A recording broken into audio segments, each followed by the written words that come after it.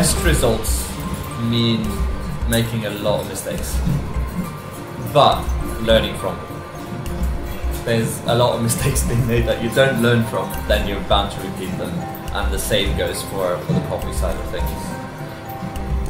All these little variables, with us it's seconds left or right, a few degrees up and down, and what could be amazing doesn't taste great at all.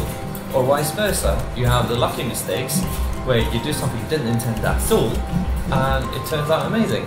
So it's all about having, without sounding too aloof, a research environment where you get to create and you get to be creative, but you also learn to structure how you work.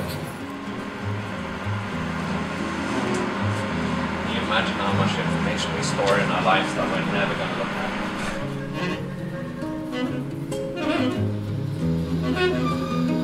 The beans are basically what makes or breaks your coffee, and all the way through all the stages from the beginning to the end, it's all about retaining and unleashing potential.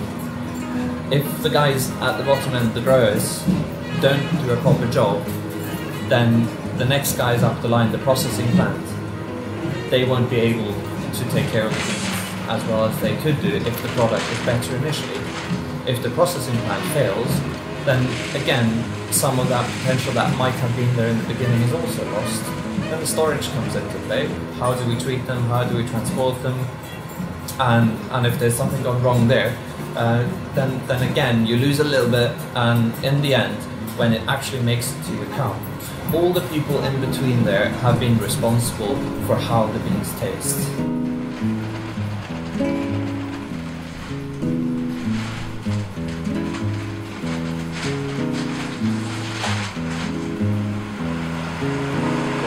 Get it right on the first one. Working with small farms versus massive commercial environments makes life a lot easier, at least when it comes to traceability. You might not get the same consistency because things will change over seasons, over years, over crops and so on.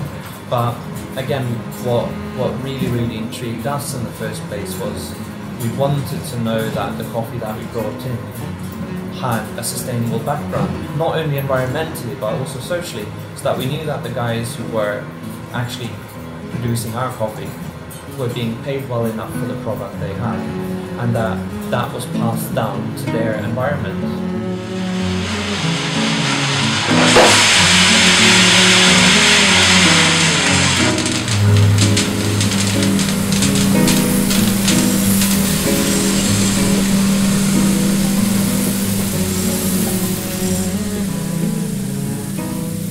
With me, I've always been really intrigued by how things work.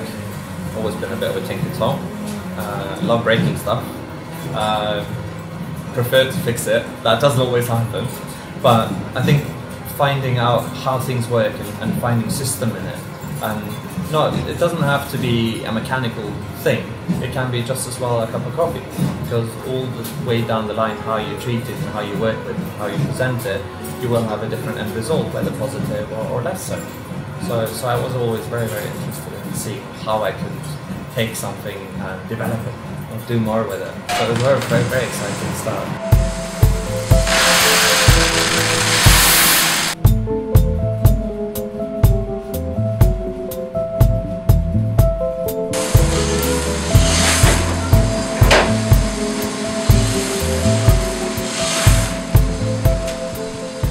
Without sounding like I'm dumbing the whole thing down, the coffee roaster is basically a big revolving tumble dryer, but a little bit more hardcore, gas fired, so it packs a wallop. The idea is basically you can pan roast at home. This is the basics of coffee roasting are extremely simple.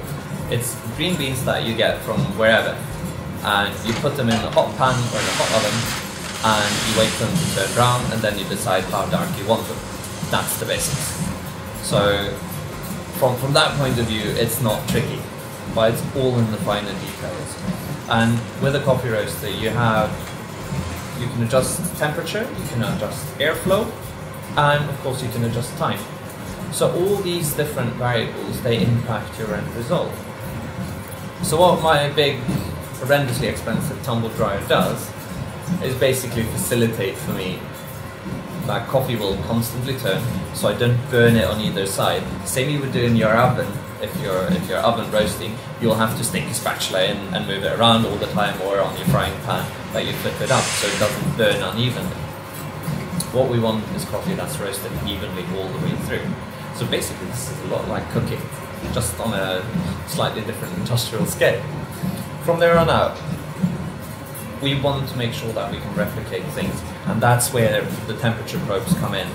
They generate set points for you, so you have cues that you can work on later on, so you know what happened, what went well, what went wrong, and you can do rectify or keep that profile if you're happy with it afterwards. A lot of people go and grab a cup of coffee, walk on. What we want is that you shouldn't only grab a coffee just for the coffee's sake. You should grab it because it gives you more than just the caffeine. It gives you a pleasurable experience, and it's become more and more popular to go to a coffee shop. And I think if we can make this into a social hub and a social connection area where the coffee becomes, yes, a focal point on its own, but it also creates conversation. It gives people a level meeting ground, which should be quite flat. I think it shouldn't be alienating, and that's I think is my main mission. That have a passion for something and be able to pass it on, and hopefully spark passion in other people as well. Maybe not for coffee. That doesn't really matter that much, but that people see that you're passionate about something. What can I care about?